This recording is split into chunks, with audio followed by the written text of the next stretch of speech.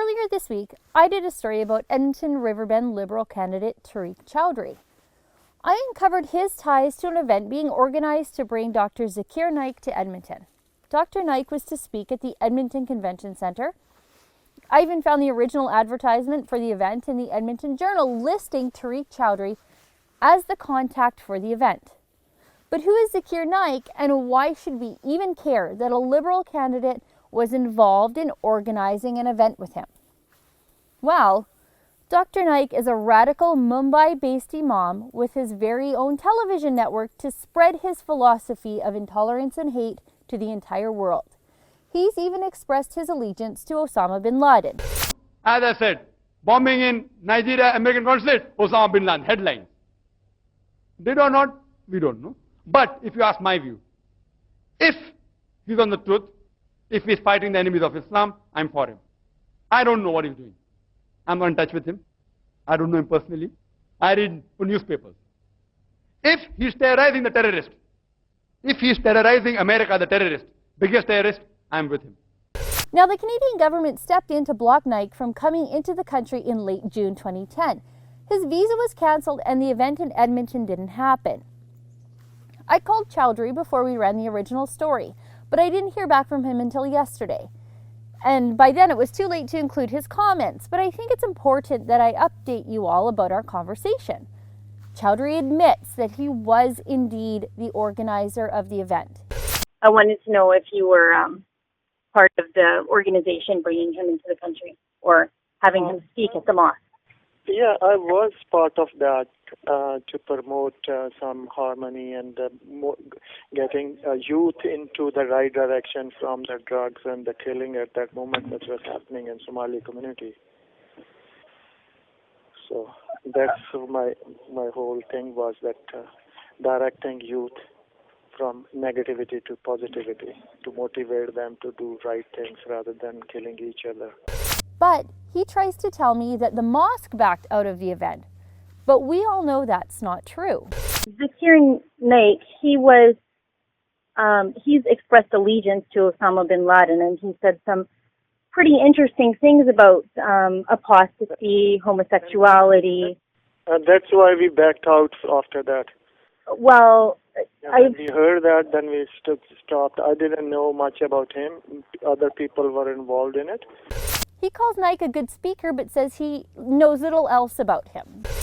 He's a good what we could say speaker. That's what I knew. I don't know much about him, and I never heard about him before that event. Those people who were more active, they might have known him, but I don't know.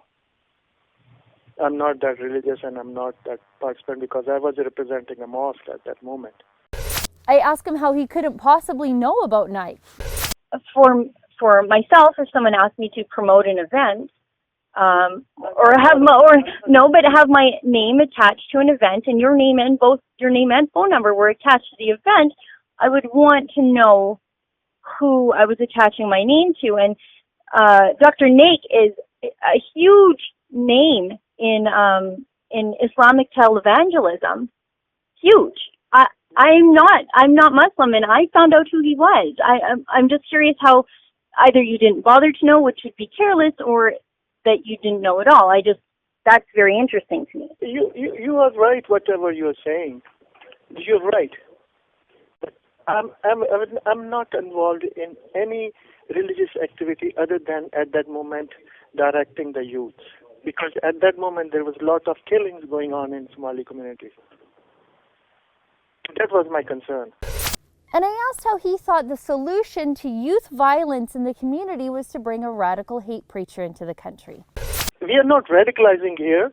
We are trying to guide people to stop doing the wrong things, consider this country as your own, and be the right people, do hard work, and earn your living. Of course. And yeah. But your statement was that you wanted to address youth violence in the Somali community, and that's an admirable goal.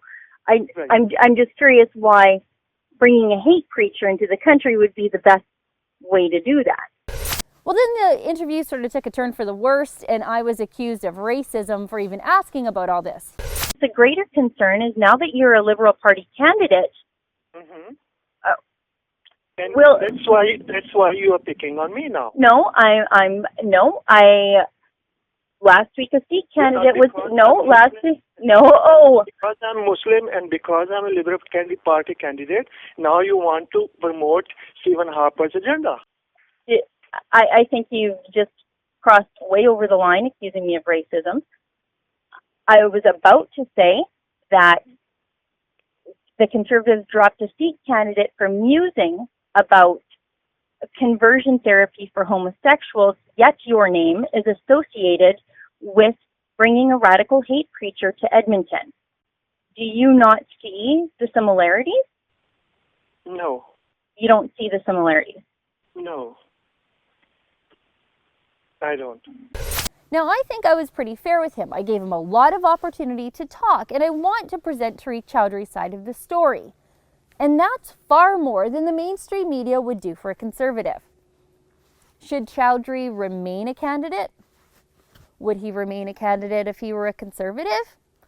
I think we all know the answer to that. And if you think Chaudary should be forced to quit, click here and sign our petition demanding Justin Trudeau fire this candidate. For TheRebel.media, I'm Sheila Gunn Reid. Ow! We're building a studio. Help us out. Click here or visit buildthedream.ca.